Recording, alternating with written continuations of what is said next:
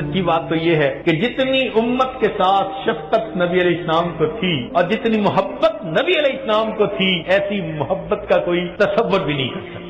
آپ ذرا غور کیجئے، دنیا میں جتنی محبتیں ہیں سب غرض والی محبتیں، میاں بیوی کی محبت غرض، بیوی کو خاوند کی ضرورت ہے، خاوند کو بیوی کی ضرورت، اولاد ماں باپ کی محبت غرض، اولاد کو ماں کی ضرورت ہے، باپ کی، ماں باپ کو اولاد کی ضرورت ہے، حتیٰ کہ اگر استاد شاگرد کی محبت ہے تو وہ بھی غرض کی۔ کیوں؟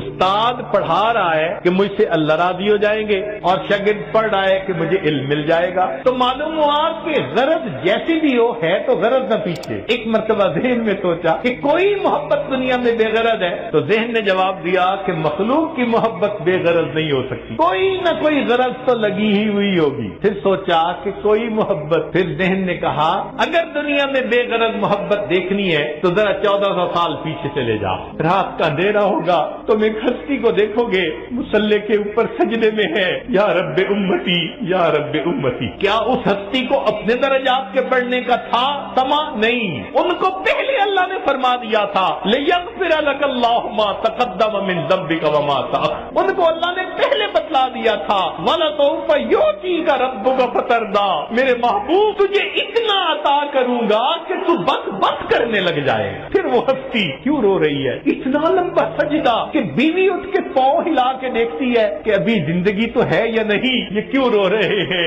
یہ امت کے اوپر شفقت کی وجہ سے رو رہے ہیں۔ نبی علیہ السلام کو امت کے ساتھ ایسی محبت، اس لیے قیامت کے دن انبیاء بھی نفسا نفسی پکارتے ہوں گے، ایک اللہ کے حبیب ہوں گے جو اس دن بھی امتی امتی فرما رہے ہیں۔ اللہ کے حبیب صلی اللہ علیہ وسلم کو اس قدر امت کے ساتھ شفقت و محبت